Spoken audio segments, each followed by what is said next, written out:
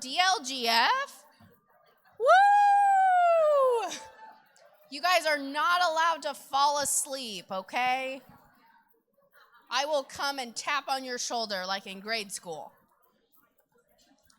Okie dokie. Please welcome Stephen Lucas and Anna Cooley. Did I say that right? Okay, perfect.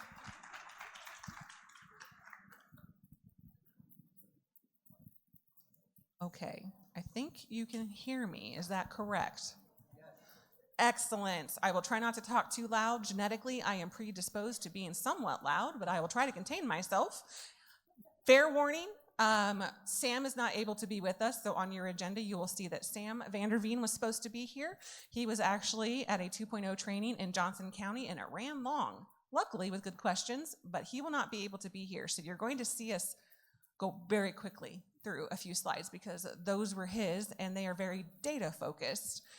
Stephen and I are not necessarily focused on data the same way that Sam is. My part, as you can tell, is about the abstract. I will be going very quickly, and it's just more of a recap and also kind of a regroup and how to move forward. I know that we will have different auditors next year. It's also meant to be something that could be shared after the first of the year for that abstract process then as well, just kind of a little snapshot. I am Anna Cooley. Some of you know who I am, and for that I'm sorry, but I have been with the department now since March of 2022, and I have been in this position as director since March of 2025.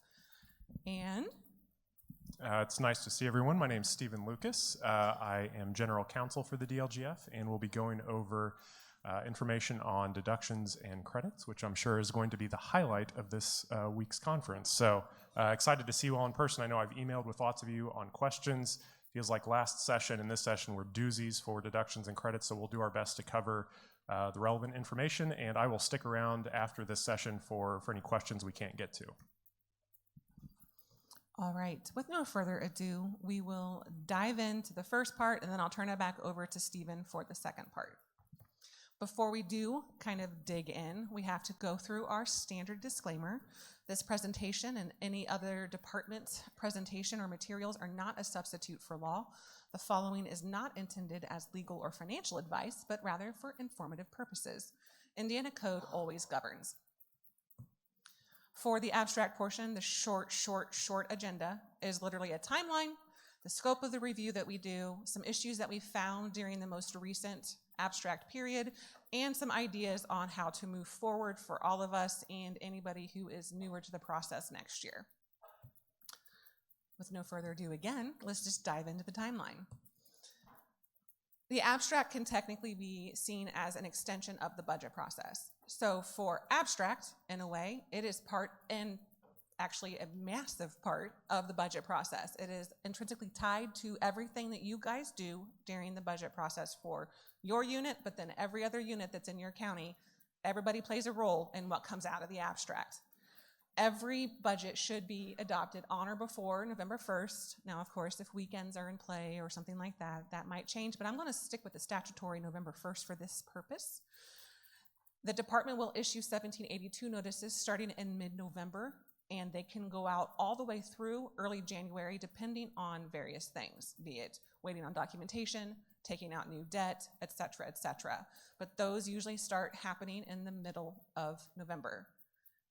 Ideally, the last 1782 notice will go out on January 4th so that we can still meet our budget order deadlines. After all the 1782 notice responses are in, and that might be that nobody responds, no response is a response in its own way, we can begin issuing the budget orders. You guys all know what the budget orders are. Those are the important things, and the text files that go with them are, again, very important to the abstract process. Once that happens, you will decide, or we will decide, when to send them based upon things that happen within your county. If no unit in the county that you are the auditor of or work in the auditor's office of, if they have entered into no new debts and there are no intentions of filing any shortfall appeals, the budget order is to be released by December 31st of the year.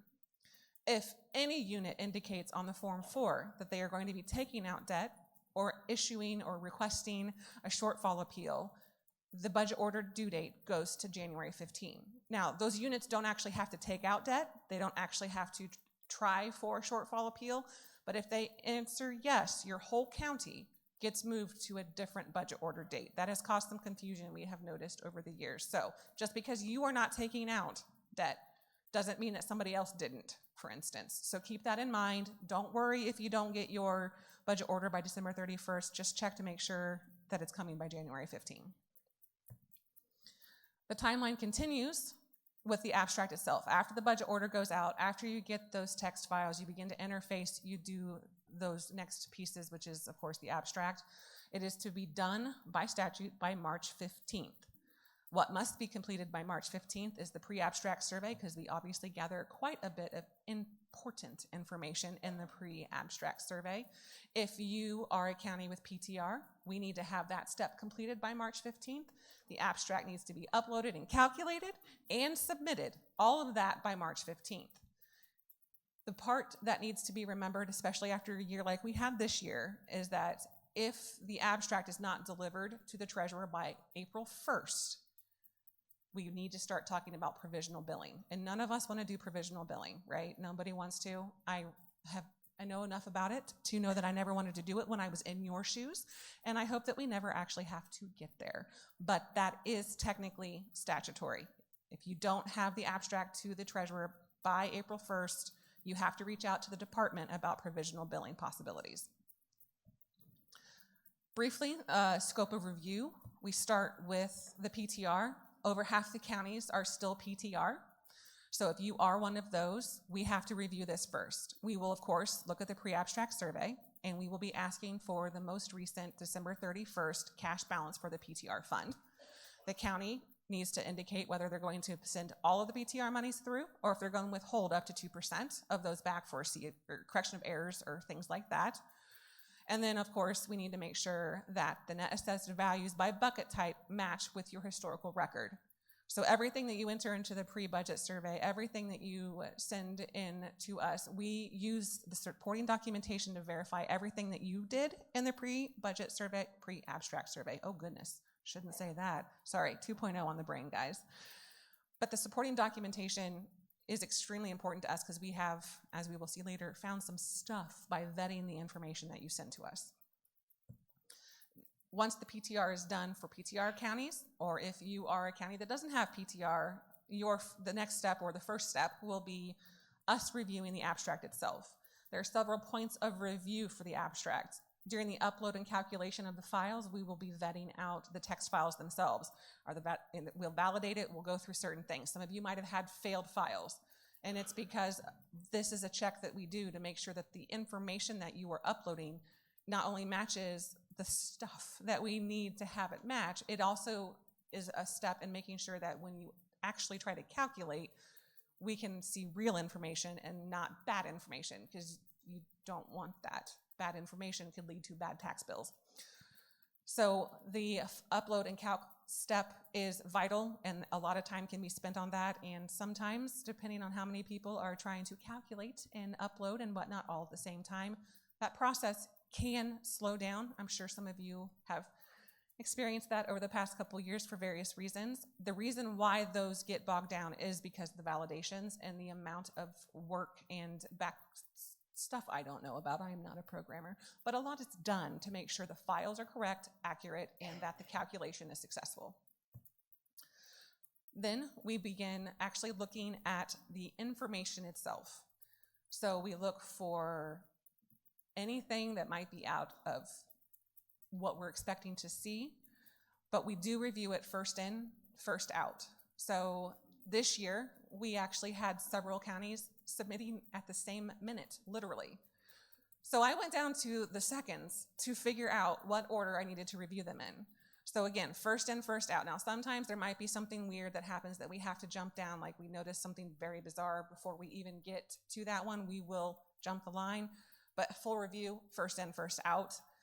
I give this to you guys so that it might explain what you guys were seeing on your side.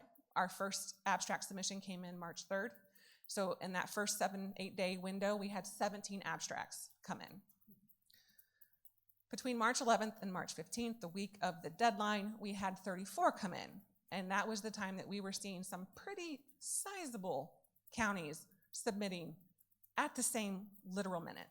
And so the system really took a big hit because we've never had that many people trying to do the same thing at one time in the system.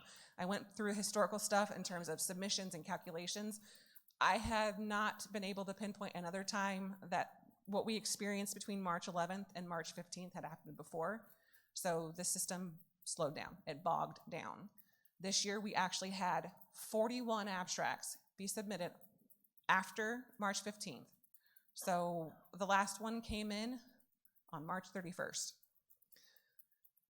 As a comparison, in 2025, we already had 38 abstracts submitted by that March 3rd date. So that was the first one that came in this year. Last year, we'd had 38. So I share this information to try to let you know why the review felt maybe a little bit stilted, a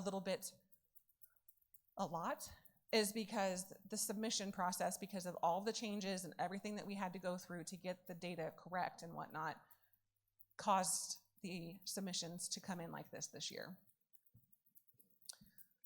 When we are looking at after the upload, after the submission, the first in, the first out, we're digging into your abstract, we do a parcel level review. I'm not sure how much of that was done prior, but every year we are looking at more and more parcel level detail. And because of this, we are finding some things that could deeply affect hundreds to thousands of taxpayers in each county. Sometimes everything is fine, don't get me wrong. Not everybody's gonna have problems. But one of the things that we were able to look into this year was the calculation of the homestead supplemental calculation, that sliding scale that's coming back. Obviously, for the next few years, that's going to be a validation that we run because it's changing every year. Another thing we look at, of course, is the new credit. We have to make sure they're being applied because those have gained a lot of interest and a lot of people want to know about them. So, of course, we are going to look at those at the parcel level as well because we did, unfortunately, find some weird calculation issues. Sometimes it just required a CAV. Sometimes it had to be resubmitted. Tax rates, this sounds simple, but we actually had a couple instances where tax rates weren't in the abstract. So we've beefed up the validations for the upload because we've never experienced that before. But we actually had a situation where some tax rates that were in our files that we sent out with the budget order, they were missing in the abstract files in a couple of them. And I can't tell you which of the 7, but they were just gone. And so that's different. But we do validate that now, obviously.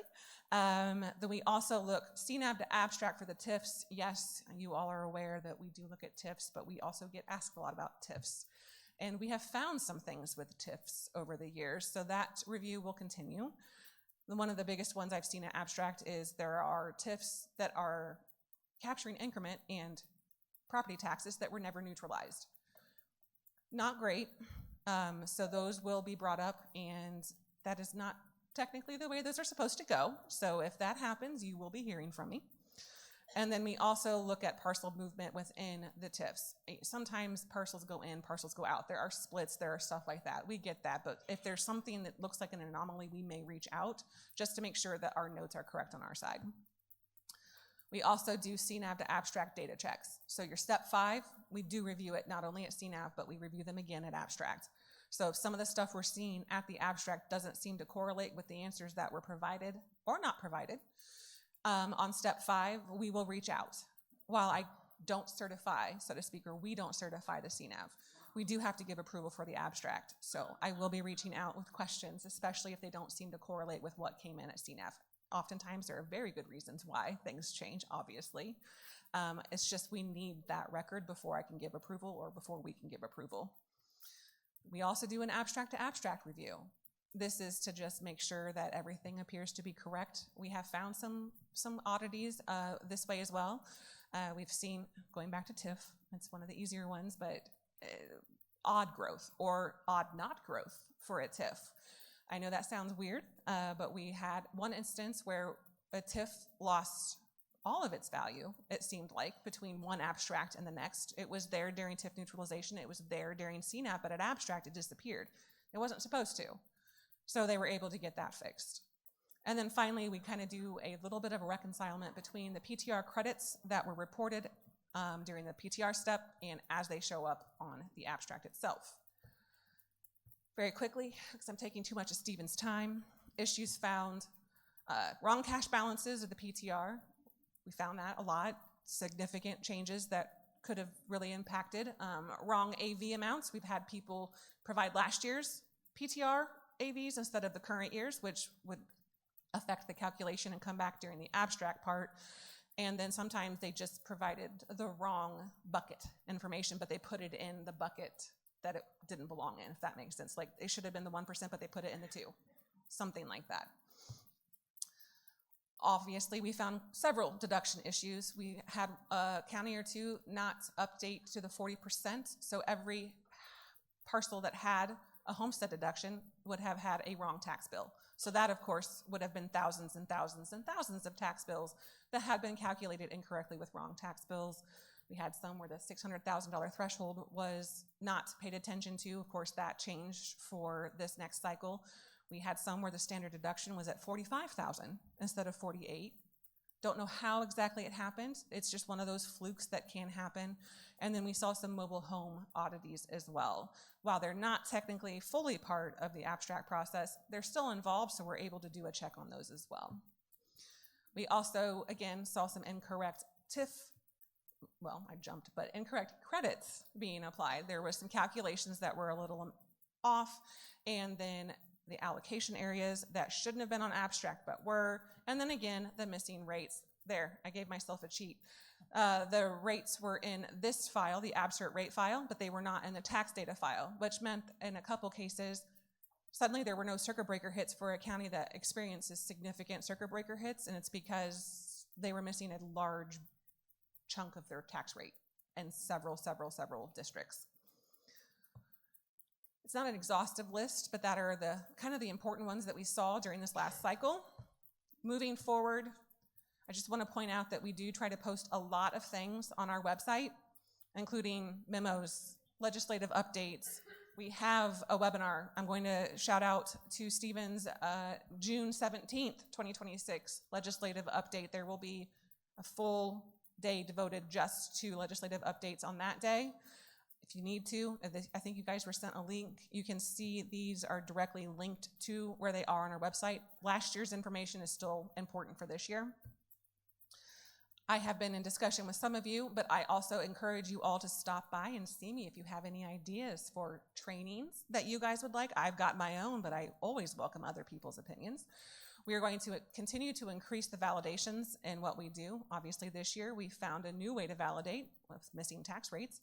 And we are going to continue increasing the parcel level review as we need, as legislation kind of drives us to need to look into those things. The goal is to make it so that you don't have thousands of taxpayers showing up to your offices angry. I know I can't prove or prevent that happening at all, but I can try to help. And that's me. Thank you, Anna. Yes. I will say on the topic of deductions and credits, which I'm going to go over now, I'm going to be focusing mainly on the changes from this past session.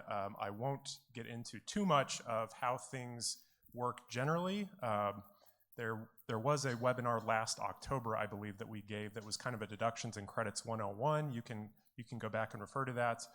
And as Anna mentioned, we are also going to be holding a webinar in June to go over legislative changes. In addition, we put out a memo each year on legislative changes that affect deductions, credits, and exemptions. That memo, I hope, will be released in the next week or two. It's drafted, it's being reviewed internally, so what I'm going to go over will be available in written form in more detail, so don't feel like you have to learn everything right this moment. I will, again, stick around after this talk to try to answer questions. So, just a short agenda. Like I said, I will mainly be hitting the changes to these topics from the past session and largely not covering kind of a 101 style how these work, but I may get into that a little bit. The first few slides are just sort of to center us and remind us what we're talking about when we say deductions, credits, and exemptions.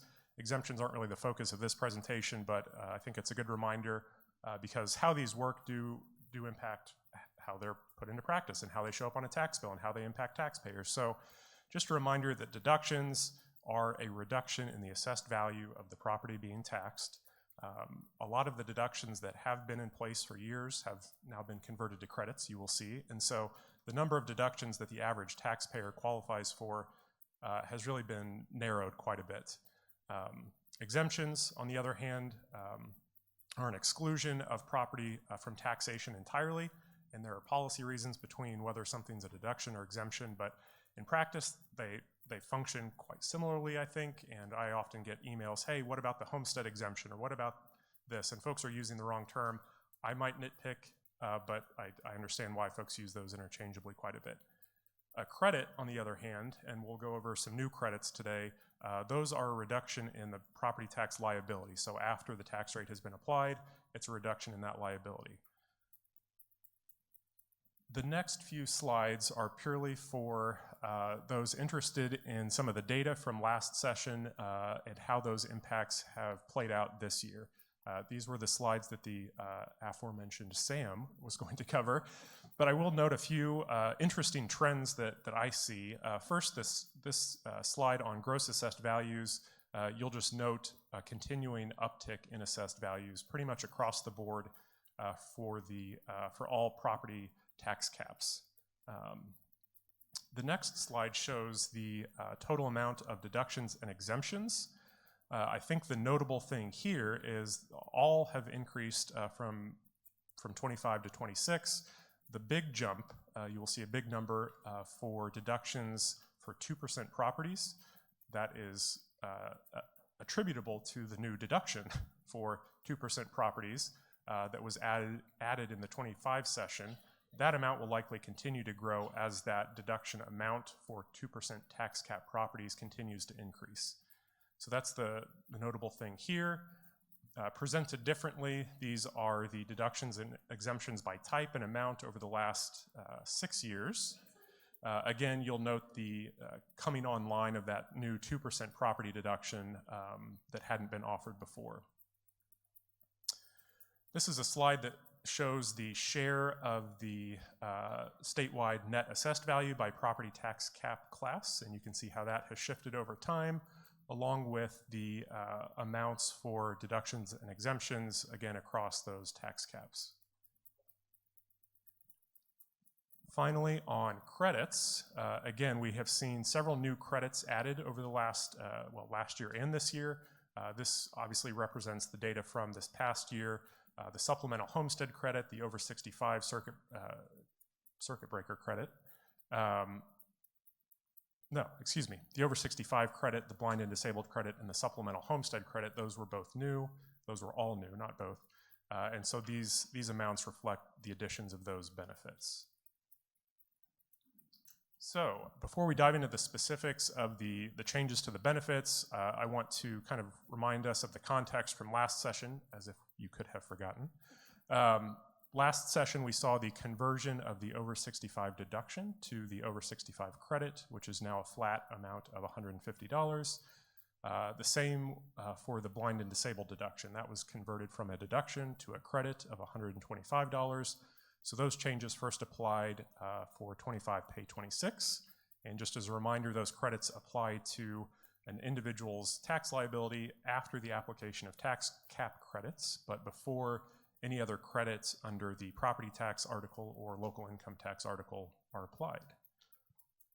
So with that context, I'm going to first dive into what I think is the most substantial change from the 26th session, which is an update to the veterans' deductions and the addition of some new credits. Prior to this 2026 session, there were 3 deductions that were available to veterans or their surviving spouses. There was a deduction for veterans with a service-connected disability. I think that was often referred to as the partial disability deduction. That was for $24,960. There was a deduction for totally disabled veterans or veterans who were at least 62 years old with a disability of 10% or more. I think that was often referred to as the total disability.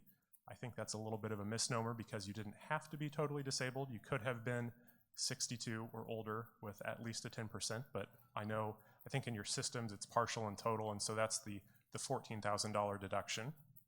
And then there was a deduction for homesteads donated to disabled veterans. That has largely remained untouched this year, but I'll just note that. Last year, we saw the expiration of a deduction for surviving spouses of World War I veterans, and there were excise credits available for veterans who couldn't fully use these deductions, either because there was leftover deduction amount or because they didn't own property that the deduction could be applied to. So that was kind of the state of things after last session. There were changes from the 26th session in House Enrolled Act 1210, which was our agency bill. If you don't know, that agency bill is largely a Christmas tree bill. It starts out as a very modest, reasonable bill that we put forward, and then people add things to it from other bills or whatever. And so these changes were brought in from another bill, but essentially, House Enrolled Act 1210 leaves us with a deduction now for only totally disabled veterans, and I will get into the specific requirements for all of these. We still have the deduction for homesteads donated to a disabled veteran, and now we have a reinstated deduction for surviving spouses of World War I veterans. Apparently someone learned that there were about 18, well, I think some have since passed. So it's less than 20 folks across the state that qualified for that. They reinstated that so that those folks wouldn't lose out on that benefit. And so I think we've reached out to the affected counties already. If you haven't and you think you might be impacted, come talk to us. What has expired is the deduction for veterans with service-connected disabilities. So this was the partial deduction for $24,960. I will get into what has replaced it, which is a new credit, but that deduction is no longer available. There are still excise credits available for when these deductions can't be applied. However, there's some wrinkles here that I'll get into in some later slides. But that's essentially the mile-high view of how things look after the 26th session. So visually, this is how I think about what has happened. Again, we have the $24,960 deduction that was available for partially disabled veterans, or at least veterans with a service-connected disability. That has essentially been converted into a new $350 credit under a different section of Indiana code. The $14,000 deduction for totally disabled veterans or for veterans who are 62 and up with a disability of 10% or more, that has essentially sort of split. There is a new deduction that is 100% of the assessed value of the homestead property that will be available for totally disabled veterans. For folks who are not totally disabled, there is a new $250 credit. So I will get into the requirements for each of those, but this is how I'm sort of visualizing what has happened to the two most common deductions.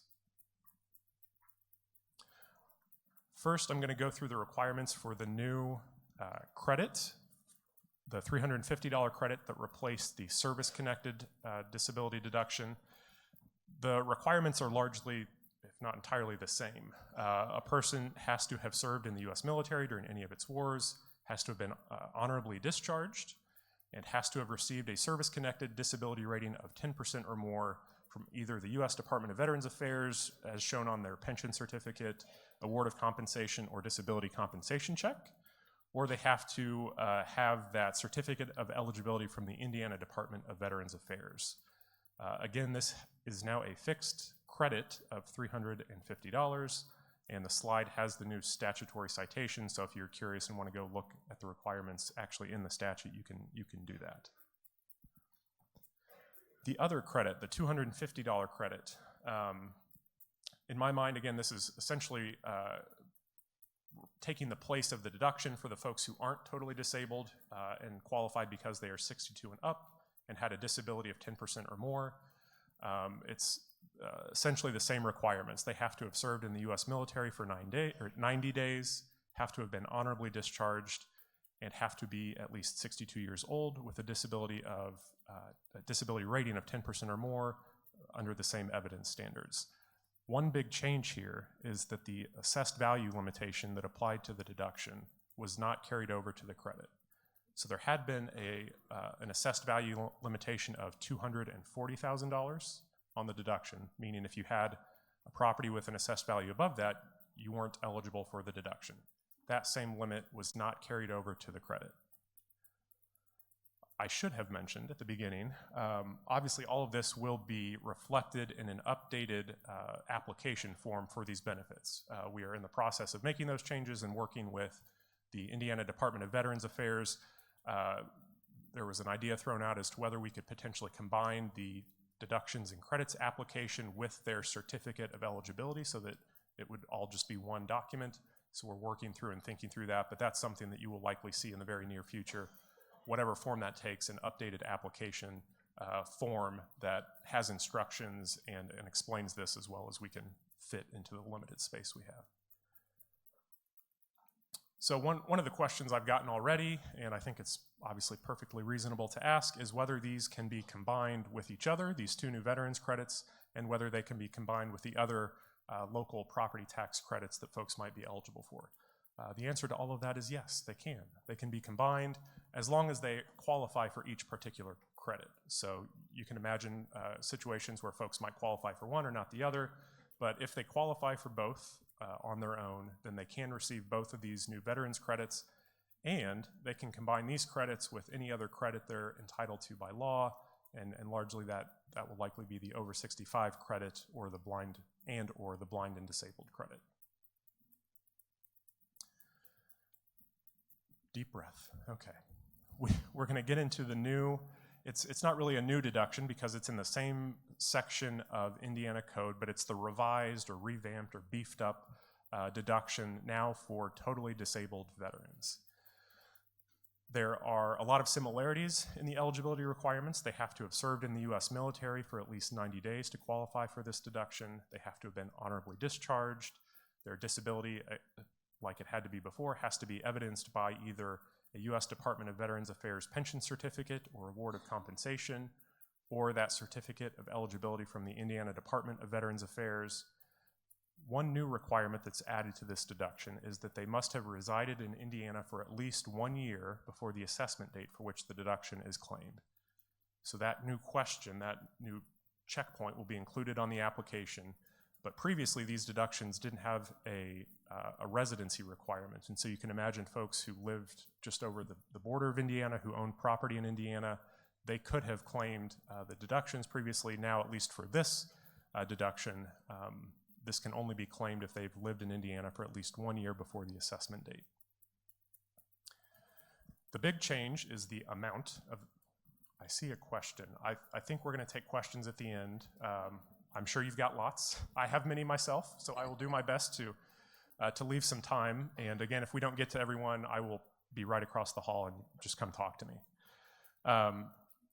The big change, obviously, is the amount of the deduction, which has increased from a flat $14,000 to 100% of the assessed value, except that this is now only applicable to the property used as the individual's principal place of residence, so their homestead. I think an earlier version of this provision in our bill didn't limit that to the homestead, and you can imagine that would be a huge benefit to veterans, but they made an amendment, and this now only applies to homestead properties. There is no AV limit, though. So that $240,000 AV limit that wasn't carried over to the credit, it was also not retained for this deduction. So that limit no longer applies. Some limitations that I think make perfect sense. Someone who receives this 100% deduction cannot also receive a local property tax credit under the property tax credit chapter. There won't be anything to apply the credit to. Surviving spouses can still receive this deduction if the veteran satisfied all of the eligibility requirements at the time of death, and the surviving spouse either owns or is buying the property under contract when the surviving spouse applies. However, there is a limitation that they can't receive the deduction if they subsequently remarry. And I will just preempt a question. They don't need to have owned the property that they are applying for when their deceased veteran spouse was alive. Yes, so when they come in to apply, it doesn't matter if they own the property or not with the deceased spouse when they're coming in to apply. So they don't have to only apply this deduction to some shared property. They can move to a new property. They can never have had the deduction before. I think that's another question I was hoping to get to at the end. Their deceased veteran spouse doesn't have to have had the deduction while alive for the surviving spouse to come in and apply. The deceased veteran spouse just had to have been eligible for this. I see more questions. I'm sorry. We'll get to them. I know this is a big change, and I meant to say at the beginning, I'm sorry you all have to implement both last session's changes, and there's a lot thrown at you, and I sympathize. So in that vein, some logistics on actually making this transition. Some of this is provided by statute. Some of this is just going to be suggestions from the department. So House Enrolled Act 1210, the bill that made all of these changes, provides that these modified deductions and the new credits first apply for the 1/1/26 assessment date for pay 27. The application deadline, I don't believe, was changed, so folks will have until January of next year to apply for these, so there is some time. Again, the credits, the two new credits, like the over 65 credit and the blind and disabled credit, these will apply to an individual's property tax liability after tax caps, but before any other credits. There is a new section in the property tax credit chapter that says for 2026, pay 27 only, auditors shall not apply the deduction under 6.1.1.12.14, so that's the revised 100% deduction section, and shall instead apply the new $250 credit. What this is doing is essentially automatically converting anyone who received that deduction previously, the $14,000 deduction, over to the new $250 credit. So if they received the deduction previously, they should now receive this new $250 credit. However, that automatic conversion does not prohibit a veteran who qualifies for the 100% deduction from coming in and applying for that instead of the credit. It's just that they'll have to do that in our view. We've had some questions already about whether there's a way around that. We'll continue to talk and be open to ideas, but our read of the statute is that anyone who wants to receive that new enhanced 100% deduction will likely need to come in and apply for that. Otherwise, they're automatically converted to this new $250 credit. The other new credit, the $350 credit for veterans with a service-connected disability, that section of code did not include the same automatic conversion language as the $250 credit. However, big however, the DLGF, much like we did last year with the over 65 credit, and I think the blind and disabled credit, we strongly encourage counties to automatically transfer individuals who had previously received the $24,960 deduction for service-connected disabilities over to the new $350 credit. That will save you all some administrative headache, I believe. That will save the taxpayers some challenge in getting in and applying for that changed benefit. The department won't take issue if you choose to do that, and we would recommend that you do. Just a note here that there is still a provision in law that says once an individual receives a credit and assuming they remain eligible, no further application is required unless their eligibility changes. So once folks get on these benefits, they won't have to come back any further, but there will be, I think, a hill to get over this year as this all transitions over. So that's the bulk of the veterans-related benefits. The other changes I'm going to touch on, I'm not going to get into as much of the how these work, but I did include it in the slides in case you'd like it for reference. For the blind and disabled credit, this functions much as I think exactly as it did last year. Again, this is a $125 credit. The one change from this past legislative session was essentially a technical change to the definition of blindness. That term was defined by pointing to a statute, and in this session they pointed it to a different statute because the statutes it pointed to were all repealed and replaced. So it essentially functions the same way, just a slight reference update in the statute. The proof of disability and proof of blindness are largely unchanged, completely unchanged. I don't know why I'm couching this. And I've listed those here on the slide in case you want those for reference.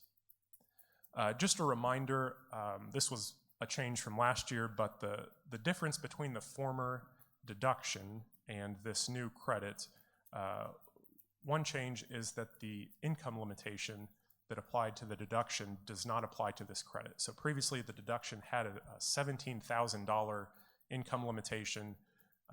That was not carried over to the credit last year, so folks don't have to worry about their income levels when applying for this. And the other note is that because this is a credit and not a deduction, it is not subject to a limitation that applies on personal property mobile homes, which limits the sum of deductions for those personal property homes to no more than 1/2 the value of the property. And I'm just now realizing I wanted to go back because I think I skimmed over that bit here on this slide. So the new totally disabled veterans deduction for 100%, that limitation on personal property mobile homes that is under 6, 1.1, 12, 40.5, as I just mentioned, that is a limit on the value of deductions that can be applied to personal property mobile homes, and it says that the sum of the deductions can't exceed 50% of the assessed value of the mobile home. That wasn't changed for these, there was no exception made for this new totally disabled veterans deduction. So our read of that provision is it still applies. I'm not sure that that was intended. I wouldn't be shocked if they revisit that in the next session. So keep an eye out to see whether that remains the case, but my expectation is that that might be looked at. Skipping ahead, I know this is a lot.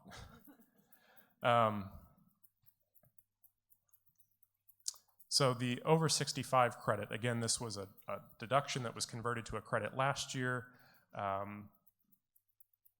This is largely the same, except that there was a new requirement added that will limit, I think this will be a more restrictive requirement. There is now a requirement that the applicant for this credit, they have to reside on the real property, mobile home, or manufactured home that this credit applies to. There was a residency requirement for the former over 65 deduction. When they converted that deduction to a credit, that residency requirement wasn't carried over. I'm not sure if it was intentional or not, but now they have added a residency requirement in. The addition of that makes this next provision make a whole lot more sense. The credit statute did have a provision that said while an individual is absent from the property while in a nursing home or hospital, they can't be denied the credit. Well, last year there was no residency requirement to begin with, so I'm not sure what this language was doing. Now it is doing something, and it means although they have to reside on the property, that doesn't apply if they are in a nursing home or hospital. I've included some slides that may look familiar if you've attended our webinars previously on how this credit functions if there are co-owners who are not all 65. Essentially, the credit is reduced in proportion to the number of co-owners who are not 65. So if you have, for example, 3 co-owners to the property and only one is over the age of 65, then the credit is reduced by the proportion of under 65 owners. So that's 2 out of 3 are not 65. For a $150 credit, that's a reduction of $100, so that leaves you with a $50 credit. So that's, again, largely functioning the same way, except for that new residency requirement. Again, the over 65 application form, I'm not sure if that's been updated yet or not. It's in the works if it hasn't been, but you'll see that shortly. I want to quickly give some reminders again on some of the changes we've seen on the homestead standard and supplemental deductions. These were changes from the 2025 session from SEA 1. As I noted earlier, the homestead standard deduction amount, and I think Anna actually alluded to this, will be changing each year for the next several years, which again is something to pay attention to as you're doing abstract and your other processes. But for the 2026 assessment date for 26, pay 27, the homestead standard deduction amount will be a flat $40,000, down from $48,000 this past year. And it will continue to decrease over the next 4 years until we hit zero for the 1/1/2030 assessment date. At the same time that is phasing down, we will see a phase in to the supplemental homestead deduction. This amount is obviously the amount of the AV as reduced by the supplement or by the standard homestead deduction multiplied by a percentage. And so for 26 pay 27, that percentage has increased to 46%, up from 40%. And again, you'll see this continue to go up over the next 4 years until we hit 66.7% for 2030 pay 2031. There were some substantive changes to the homestead deduction statute from this past session. The first 2 bullet points here are more technical in nature. The first one I think is important, but probably technical. The definition now for principal place of residence will be housed in the homestead deduction statute itself instead of in administrative code. That's partly due to us trying to reduce the amount of administrative rules we have, and also partly to be more transparent. That's a very relevant and widely used definition. The definition itself hasn't changed. It's just where it's housed is now, I think, a bit more forward-facing. Folks usually go to the statute rather than our administrative rules. So that's that change. There was one other technical correction to just correct a reference. And then the substantive change that I think will impact you all is a change from something that was optional to now mandatory. The homestead deduction statute now provides that if an individual fails to notify the auditor within 60 days of becoming ineligible for that deduction, they shall, instead of may, be liable for any additional taxes that would have been due on the homestead, plus the 10%, a civil penalty of 10% of the additional taxes due. So minor wording change, but this has now made it a shall be liable instead of may. This change is not in the homestead deduction statute itself, but it's related. A penalty section of code that applies when someone receives a homestead deduction that they shouldn't have was also amended to state that auditors shall, instead of may, issue a notice of taxes, interest, and penalties due to the owner if an auditor determines that property was not eligible for the homestead deduction. I don't think that portion has changed. This next sentence is new. It says that auditors shall include a 10% fine as a penalty for claiming the homestead deduction falsely, and that's calculated as 10% of the total tax bill as if the deduction had not been applied. So I'll let that sink in. That may generate some questions. We will do our best either after the presentation or again across the hall if you want to come talk to us. Again, these will all be covered in a memo that will be going out shortly, so don't feel like you have to resolve all of this right this second. I know. I hear the rumblings. They're like, how is this going to work? I'm sure, yes, you'll have some good questions, and we'll do our best to help. The remaining slides are not as substantive, I don't think, but still important. I wanted to mention, because I've had several questions over the past year about the eligibility of trusts for some of the deductions or now credits. There was an update to the section, you can see on the screen, 6.1.112, 17.9. That section details what deductions a trust can be eligible for. That now lists the homestead standard and homestead supplemental. and the surviving spouse of a World War I veteran deduction. It does not include, as far as I'm aware, the new 100% deduction for totally disabled veterans. Again, that deduction it's under 6.1.1.12.14. It's the deduction that was the $14,000 deduction that's now the new 100% deduction. The reference to that was actually struck from this trust eligibility section. So I think it was an intentional change that trusts not be eligible for that 100% deduction. But I would just keep an eye on that in case that changes in the next year or two. On the credit side, there is a new section of code that I've listed here, 6.1.151.3-7, that now explicitly says trusts may be eligible for the over 65 credit, the blind and disabled credit, and the two new credits for veterans. And in order to qualify for those benefits, they have to meet the same standards that they did for the previous deductions. The individual applying for the benefit for the trust-owned property has to provide verification that they either have a beneficial interest in the trust or the right to occupy it. So it's the same as how this worked for the deductions. And the individual applying has to otherwise qualify for the benefit being claimed. Last few slides, just some reminders. I wanted to share this similar to the homestead standard deduction and the supplemental homestead deduction. That new deduction I mentioned earlier for 2% circuit breaker properties, that is also going to continue to phase in over the next few years. The name of this is somewhat unfortunate because it's not a 2% deduction. That's not the amount of the deduction. That's the type of property that qualifies for the deduction. So it's property eligible under the 2% tax cap bucket.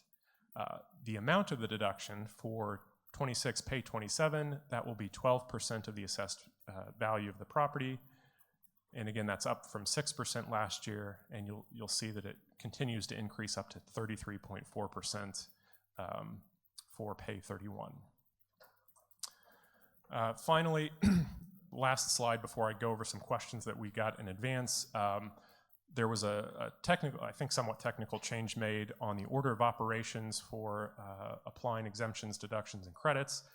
For the supplemental homestead credit and the county option circuit breaker credit, debt is now protected from the impact of those credits. Previously it wasn't, and now it is. So with that, I will leave my email up, and again, expect a memo on all of this in the very near future. My hope was that would have been released before today, but we're still internally reviewing that, so I would expect in the next week or two that that's going to be posted here on our website. With the remaining time, I did get some questions in advance, and I know I saw some hands raised earlier, so I'm going to quickly go through the ones I got in advance, and then we'll do what we can with the other questions. One question asked, if a person bought land in 2024, pay 25, and then built a home on it in 2025, pay 2026, does the homestead should the homestead be applied in pay 26 or pay 27? I wanted to point this person to a subsection in the homestead deduction statute. So the homestead deduction statute is 6.1.1.12.37 in is the subsection. And I'm assuming based on the question that here the land was purchased in calendar year 2024, and then the structure, the home was completed sometime after the January 1, 2025 assessment date. As long as the property owner either files the homestead application or applies through the sales disclosure form, the deduction would be applied to the January 1, 2025 assessment date, so for pay 26. There's a provision, again, in that subsection I stated that directly addresses this, so it would apply for the January 1, 2025 assessment date.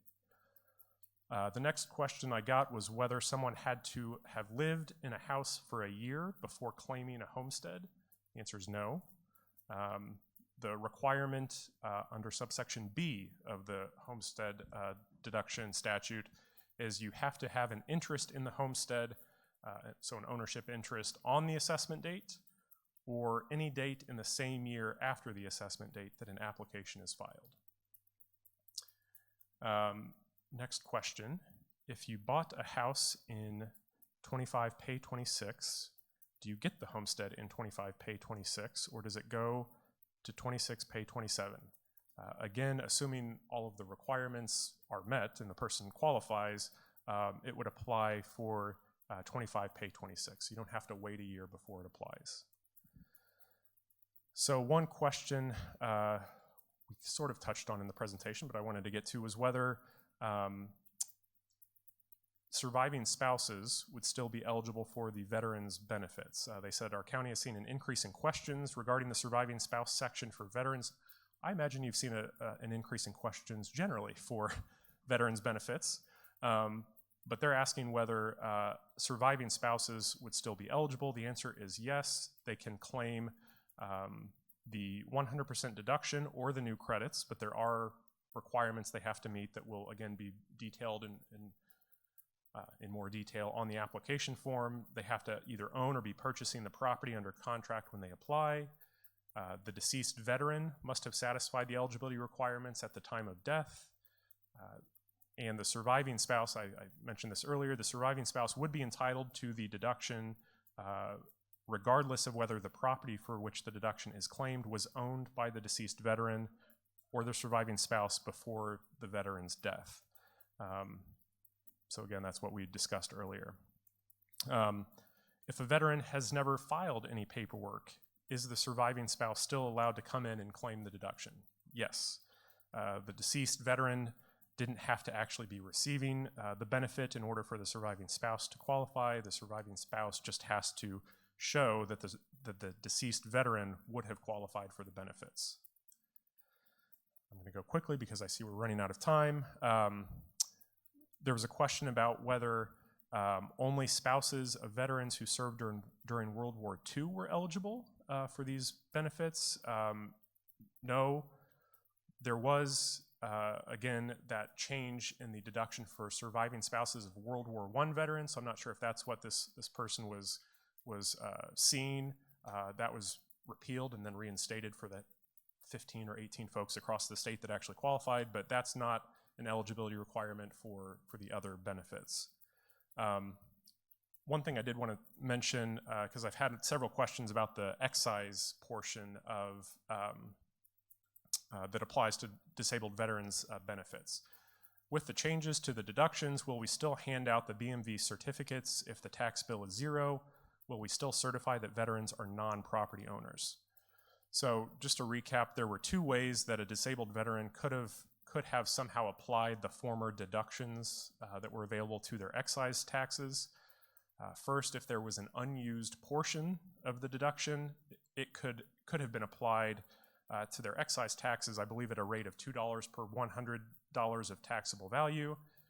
That will largely not be applicable anymore because for the remaining deduction, the 100% deduction, it has changed from a flat amount to a percentage.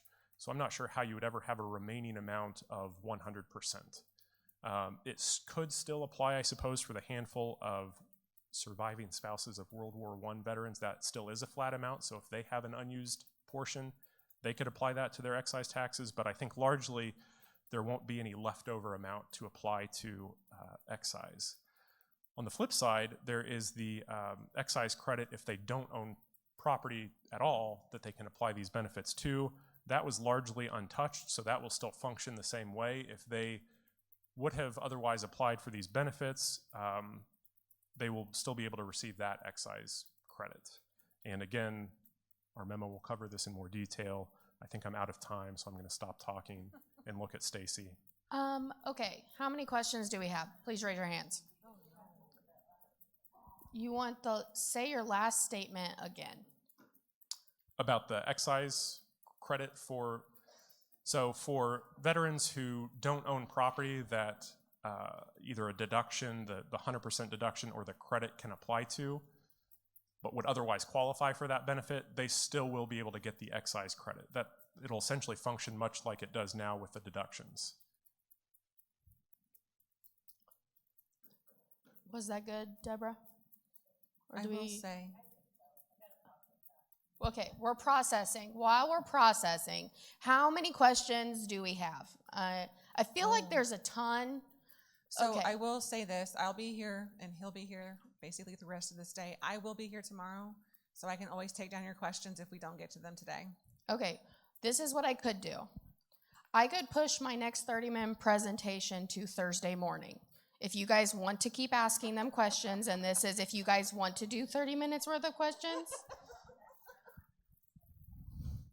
Steven is like, no, Stacy, how dare you say that? But we could compromise, and I could give them 10 minutes. Do we want to do 10 minutes with random questions we have in the room from what you've presented I will on? do my best. I will say what I've seen largely already is some fairly complicated situations which might not lend themselves well to a large group setting where I may need to reflect or look something up myself. We're still digesting a lot of these changes and figuring out how they're going to be implemented. So happy to field whatever you want right now, but if folks would like, I will stick around for a while and happy to talk through the questions that you have one-on-one.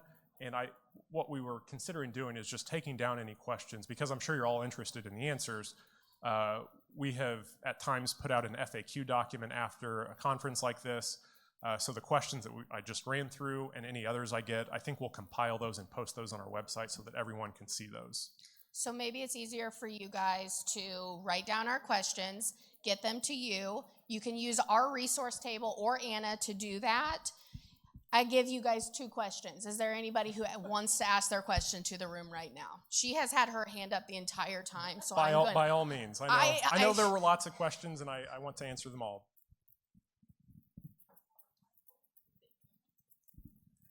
Okay, so for the totally exempt disabled veterans,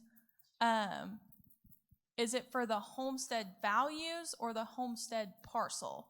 Because like we have a lot that are like giant farms, you know, it's like a 40-acre piece, and then some people live on just like a 1 acre. Is it for the whole parcel or just the homestead values? Just the homestead value.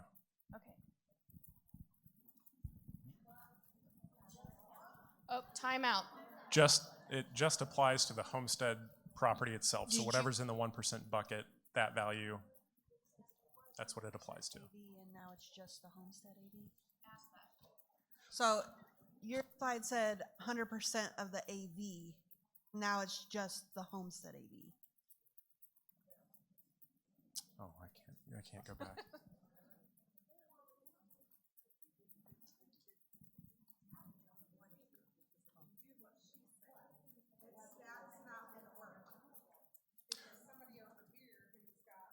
So the deduction amount is 100% of the assessed value of the property used as the homestead. So it's just applicable to the homestead value. It's the 1 acre. Is it the 1 acre? Yes. 1 acre. Yes. Yes. Would you like to? I feel like we need to have some other conversations outside the room, because I see the can opening now. I can hear the rumblings. Yes. Yes. And again, there was a time during the session when this was going to apply to any property owned by a veteran, and so someone pointed out, well, that could apply to business, property that they owned, or large farms, or anything in the veteran's name would have, under that previous version of this benefit, applied for a deduction of 100%. And so they very intentionally made guys. it. Let Steven talk. Steven talk. Hey, please. They very intentionally made a change that this would only apply to the homestead property. So that's how that's supposed to function. And one thing I didn't mention, we last year, I think, did our best to reach out to software vendors to make them aware of these changes. We're going to be doing, hopefully, a better job this year of making them aware. And so a lot of this will be implemented through software updates. So for whatever that's worth, I wanted to mention that too. Okay. I don't feel like any other conversation on this will be productive right now. So I'm going to do the mother thing, and I'm going to send you guys out into the hallway. And anyone who would like to continue the conversation with them, please do so. Let's thank them for their time. Thank you all.